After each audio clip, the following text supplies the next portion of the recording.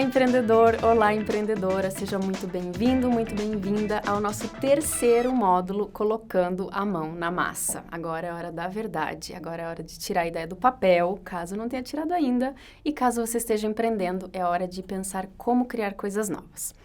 Para começar, eu quero apresentar para vocês uma pessoa muito especial, que é a Saras Sarasvati. Tá? A Saras é a autora dessa teoria que eu vou contar para vocês e que vai nos ajudar a encaminhar e a encadear algumas ações para tirar as nossas ideias do papel. A Saras é uma professora indiana que hoje dá aula nos Estados Unidos, só que ela também é empreendedora. Ela fundou 5 negócios na Índia, na Europa e nos Estados Unidos, e é uma pessoa muito inconformada, né? E numa determinada época da vida, ficou muito indignada com a forma como o empreendedorismo era estudado nas universidades. E com esse incômodo em vista, ela decidiu se tornar professora para trabalhar e estudar a temática do empreendedorismo sob uma nova ótica, de uma outra forma, dar uma nova cara para o estudo do empreendedorismo. Então, essa é a Saras, e na sua jornada acadêmica, né? Então, ela se formou nos Estados Unidos, fez seu mestrado, fez seu doutorado, e a sua tese de pós-doutorado deu origem a essa teoria que nós vamos estudar, que é o effectuation, que a gente pode traduzir para teoria do fazer, livremente falando aqui, tá? Qual que era o incômodo da Saras? Até o momento, quando ela criou a sua teoria, o empreendedorismo, e talvez você já tenha se deparado com esse conceito, era estudado de 2 formas. Ou como traços de personalidade que definiam se uma pessoa daria certo ou não. Então, era uma lista de características que você tinha que ter para ser empreendedor. Ou era estudado com uma série de elementos do ecossistema, do mercado, da economia, das tendências, né, de consumo que definiam se aquele empreendimento ia dar certo ou não. E aí, o que ficava faltando nessa história e que incomodava tanto a Saras? Não se falava sobre expertise empreendedora. Não se falava de empreendedorismo como uma habilidade. E o que ela descobriu nas todas as tantas pesquisas que ela fez, e nessa especificamente do seu pós-doutorado, foi que o empreendedorismo, na verdade, é uma expertise. É um conjunto de habilidades, não é um conjunto de características que uma pessoa precisa ter para empreender. É um conjunto de habilidades que a pessoa precisa desenvolver para aprender. E, obviamente, todos podem desenvolver. Qual que é a importância, então, dessa nova perspectiva que a Saras traz? Até então, se pensava no empreendedor ou na empreendedora dentro de um estereótipo, né? E talvez até hoje você ainda conviva, né? Eu, com certeza, nós convivemos com esses estereótipos. Que o empreendedora é aquela pessoa rica, é a pessoa, né, que tem uma grande empresa, ainda está muito atrelada a uma imagem muito masculina, né? Aquele homem branco, alto, de terno, gravata. Já passou essa imagem pela sua cabeça alguma vez? Outra coisa importante, um parênteses aqui. Hoje ainda, se você entrar no Google, Google Imagens, e digitar a palavra empreendedores, as 100 primeiras imagens que você vai encontrar são de homens brancos de terno e gravata. E assim, é tão absurdo, porque os empreendedores não usam terno e gravata, gente. Enfim, né, mas essa é outra discussão. A questão é, a gente é alimentado por estereótipos o tempo todo. E as decisões que a gente toma, a forma como a gente se vê, é alimentada, estimulada e realimentada pelos estereótipos que estão na nossa mente. E a Saras ficou muito incomodada com isso, porque o que ela entendeu é que é isso. Talvez aquele empresário rico, ele representa 0,01% dos empreendedores do mundo. Porque o empreendedorismo, e aí vamos falar de Brasil, ele é composto por micro e pequenos negócios. Ele é composto por mulheres negras, então é outra imagem. As imagens verdadeiras são completamente diferentes e isso afeta diretamente a forma como a gente se vê quando a gente decide empreender.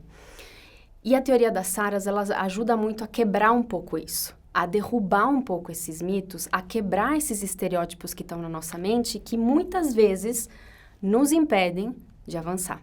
Porque a nossa mente nos prende em uma crença limitante de talvez isso não seja para mim. Eu acho que eu não sou empreendedor. Porque veja fulano, veja ciclano, né? Eu não sou essa pessoa. Então agora a gente vai começar um momento de pensar como quebrar cada um desses mitos, como quebrar esses estereótipos e a gente tirar essas barreiras do caminho para fazer a coisa acontecer. Na teoria das Saras, ela descobriu que os empreendedores experts, que ela chama assim, eles trabalham baseados em princípios, baseados em algumas habilidades que eles desenvolvem, e é isso que a gente vai ver. E mais ainda, eles agem baseados numa visão de futuro muito particular e que eu e você podemos desenvolver. No fim, empreender é como andar de bicicleta. Não se pode aprender a andar de bicicleta lendo um livro ou fazendo um curso à distância. É necessário subir na bicicleta.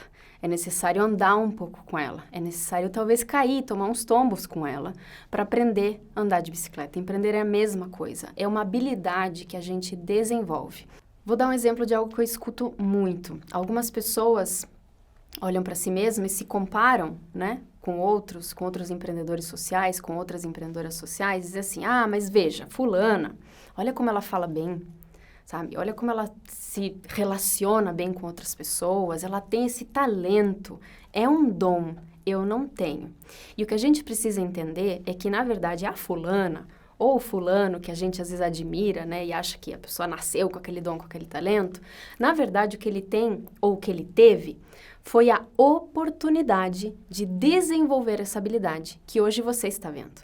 Então, a diferença entre você e aquela pessoa que você admira, às vezes são só horas de treino, né? A pessoa teve oportunidades de desenvolver aquela habilidade. Por qualquer motivo, pela história de vida, pelas oportunidades que apareceram no caminho, ela teve que se virar de alguma forma, ou aprender a vender, aprender a falar em público. Nem todo mundo nasce uma estrela, gente. A gente desenvolve, a gente aprende, a gente treina, a gente dá com a cabeça na porta. Faz parte do processo, mas é importante hoje que você entenda isso. Muitas pessoas que você admira, na verdade, não necessariamente nasceram com aqueles dons todos que hoje aparecem. Elas tiveram a oportunidade de desenvolver aquela habilidade. E quando a Saras traz essa teoria, o embasamento dela, está muito ligado a isso. Todos podem empreender a partir do momento que a gente se permite treinar e executar algumas atividades que vão nos ajudar a desenvolver certas habilidades. Então, vamos falar sobre elas. Para dar um contexto no nosso primeiro conteúdo, ainda dentro da teoria do effectuation, eu vou te contar duas coisas que a Saras queria saber na pesquisa dela. Primeiro, quando ela elaborou essa pesquisa, ela queria saber qual é a visão de futuro que os empreendedores experts têm. Então, ela queria entender como que essas pessoas olham para frente e entendem a previsibilidade do futuro. E eu já vou explicar melhor isso. Então, esse era um ponto que ela queria entender. E o segundo ponto era entender, de fato,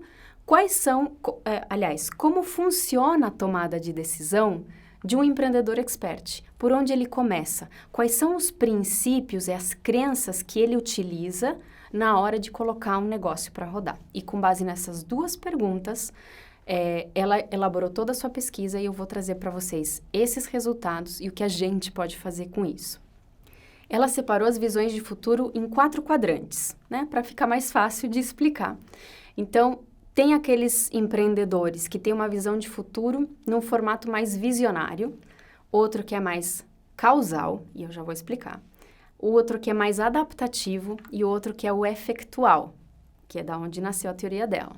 E não foi surpresa para ela que a maior parte dos empreendedores experts que ela entrevistou tem uma visão de futuro de modo efectual, e eu já vou explicar qual é a diferença entre eles.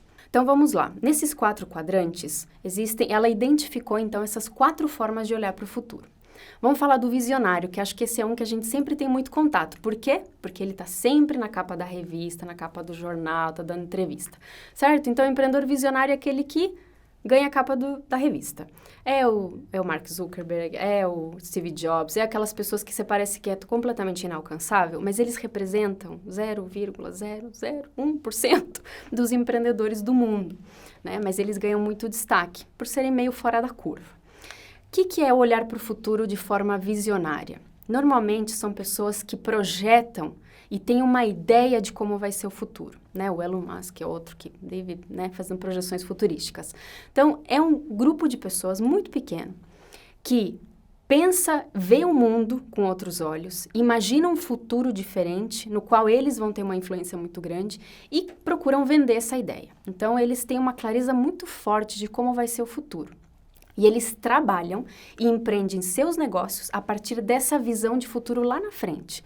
Só que qual que é o problema disso? Isso é o que vendem para nós todos, os empreendedores. E a gente acha que se a gente não for daquele jeito, a gente não pode empreender. E isso não é verdade. Porque isso é só uma exceção à regra, tá? Então, você tem que ser visionário, você tem que ser super criativo, ter ideias mirabolantes. Não, não necessariamente, e já vamos falar disso. Tranquilo? Primeiro quadrante, de visão de futuro. A gente tem um outro quadrante que é chamado adaptativo. Esse aqui também, se você já estudou em algum momento o mundo das startups, se você já leu em algum momento a coisa da startup enxuta, de trabalhar em pequenos ciclos, vai estar por aqui. A visão de futuro adaptativa, como é que ela funciona? É aquela ideia de você criar protótipo. Então, você não tenta prever o futuro, você não tem uma visão super mega de longo prazo, você diz assim, bom, eu tenho uma solução e eu vou fazer um teste. Isso vocês já viram.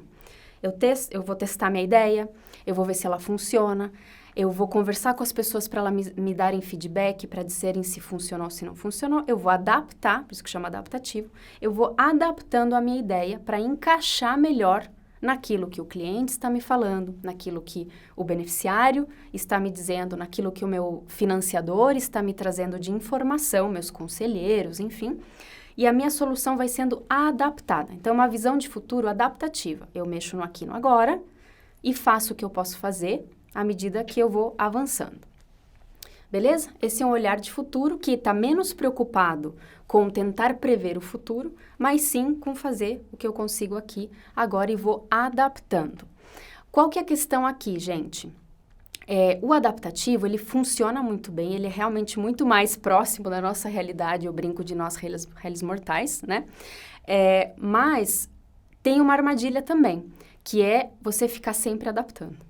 Por quê? Opiniões vão existir muitas.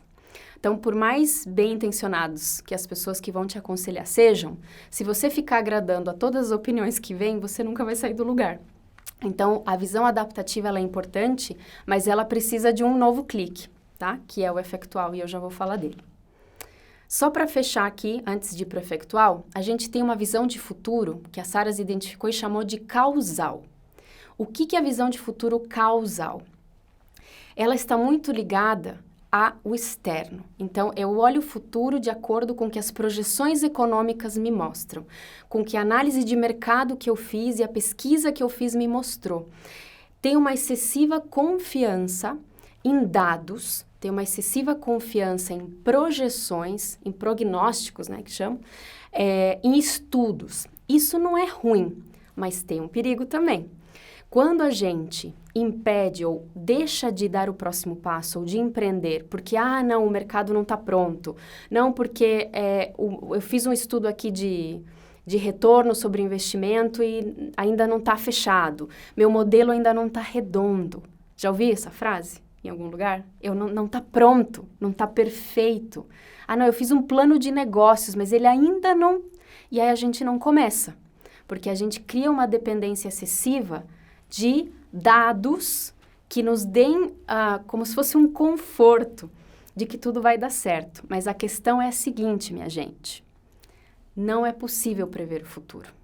Mesmo que você faça 1,5 milhão de plano de negócio, planejamento, plano disso, pesquisa daquilo, aquilo é importante para você, aquilo é importante para agregar conhecimento, mas não é aquilo que vai determinar se teu empreendimento vai dar certo ou não.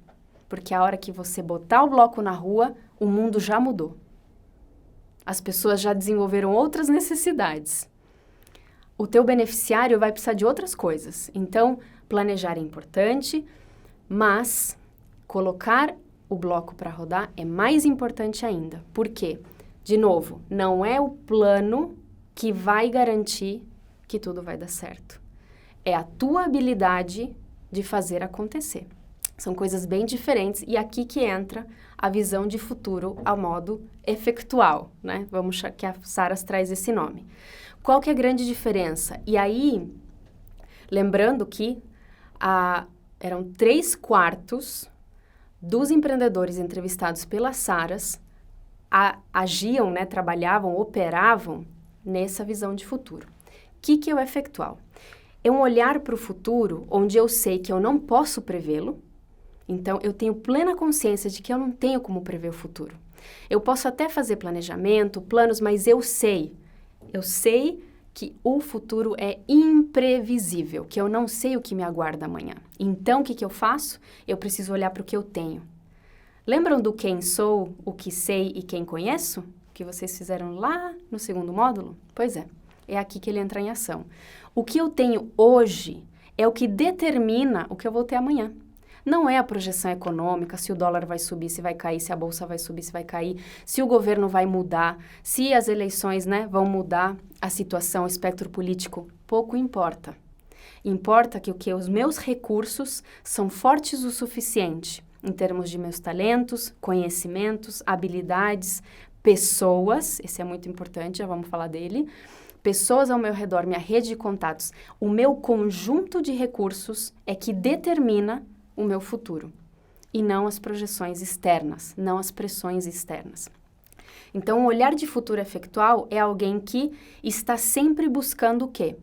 Aprimorar e fortalecer os seus meios, os seus recursos, ter cada vez mais rede de contatos mais fortalecida, ampliando os seus conhecimentos, fazendo interações, porque é a partir dessa interação, é a partir de eu agregar parceiros e pessoas na minha ideia, que a minha ideia se torna um negócio e que meu negócio tem mais chance de dar certo. Não é a projeção econômica que diz se ele vai dar certo ou não. O adaptativo é importante. E não é só a visão de futuro que eu joguei lá para 30 anos, né? Para daqui a 30 anos. É de fato o que eu tenho hoje e o que eu posso fazer com isso. Beleza? Vamos seguir? Vou trazer 2 imagens para vocês que vão ajudar a desenhar um pouco melhor esse olhar para o futuro. A Saras traz 2 imagens legais que acho que vão ajudar a deixar isso mais claro. Principalmente uma comparação entre os extremos ali, do causal para o efectual, tá? Então, a primeira imagem que ela nos apresenta imagine um quebra-cabeça, onde você está tentando encaixar a pecinha do quebra-cabeça no lugar certinho. Quem já foi estudar sobre empreendedorismo pode ter ouvido falar de, você precisa segmentar seu mercado, o teu produto tem que ter um público-alvo muito bem estruturado, e aí o que acontece? A gente tenta encaixar a nossa solução como se só tivesse um único lugarzinho para ela, tá? Então, a imagem do quebra-cabeça é normalmente como alguns de nós, ou muitos de nós, enxergamos o mercado, né? Que a Saras chama de mercado. Como se a gente precisasse ter a peça perfeita, com o encaixe perfeito para dar certo. Só que o mercado não é um quebra-cabeça, que tem encaixe perfeito com peças perfeitas. Como eu falei de novo, é muito mais complexo do que isso. Então, a imagem que a Sara traz é de uma colcha de retalhos. E essa imagem que fica bem gravada, que a gente vai falar dela na sequência. A colcha de retalhos, quem já fez colcha de retalhos, né, sabe que normalmente ela não tem uma sequência lógica, né? Você tem uma bolsa, uma sacola de retalhos ou uma caixa de retalhos, onde você vai coletando esses retalhos e costurando. E todas essas palavras são importantes, porque a costura desses retalhos, talvez numa ordem aleatória, sem muita lógica, é que faz a manta sair no final. E eu vou explicar depois o princípio da colcha de retalhos, mas é um olhar diferente para o mercado. Então, não existe encaixe perfeito de uma pecinha perfeita. Existe uma costura de parceiros, de pessoas, de vivências, de conhecimentos, de saberes, que eu costuro na minha ideia e ela vai tomando forma. E não só ela vai tomando forma, ela vai crescendo, porque a aliança desses atores, pessoas, conhecimento, vivências que fazem com que a minha solução ganhe corpo e ganhe força. E a segunda imagem que é muito importante também para vocês entenderem é, na visão causal, e essa também, quem estudou empreendedorismo, negócio, enfim, deve ter visto muito, uma imagem de assim, para eu montar um negócio ou para eu montar um empreendimento de impacto que vai trabalhar com crianças, eu preciso de... Você já deve ter ouvido essa frase, né? Então, para eu fazer esse negócio acontecer, eu vou lá e preciso de... E aí você faz uma lista de tudo que você não tem, certo? E de tudo que você precisa ter para fazer esse projeto acontecer, essa iniciativa acontecer. Essa é uma visão causal, é uma visão onde eu jogo um objetivo lá na frente, eu quero montar uma escolinha de futebol para as crianças na comunidade tal, para trabalhar no contraturno, e de repente você vai lá e monta toda uma lista do que você precisa. Quando você chega no final dessa lista, você olha para ele e fala, nossa, eu não tenho nada dessa lista, assim, se eu olhar porque eu tenho nada, ou seja, não sei nem por onde começar. Aí a gente fica lá, né, se lamentando, então, putz, não tenho nada. Ou sai pedir recurso, mas daí o recurso não é suficiente para suprir aquela lista. E aí, às vezes, a ideia não sai do papel. E a gente gasta muito tempo sofrendo com aquela lista de coisas que eu não tenho. Quando, na verdade, a proposta da Saras e o que ela identificou nessa pesquisa é que os empreendedores experts, eles fazem outro raciocínio. Eles listam o que eles têm. E você já fez isso? Quem sou? O que sei? Quem conheço? Lembra? Puxa essa folhinha de volta atrás para cá. Tudo que você é, tudo que você tem, tudo que você sabe e todas as pessoas que você conhece ao teu redor, somado com o teu propósito, aquilo que você quer transformar, é o teu primeiro conjunto de recursos.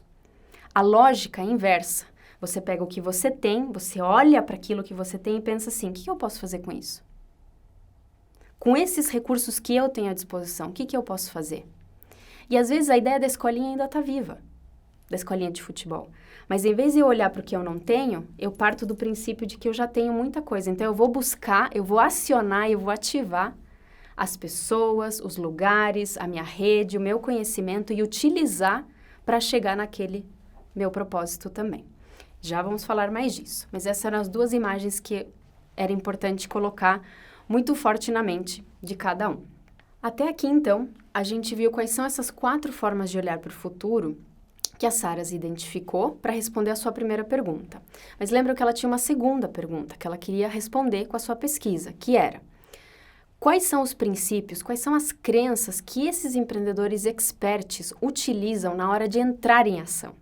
E é desses princípios, é dessas crenças que a gente vai falar nas nossas próximas aulas.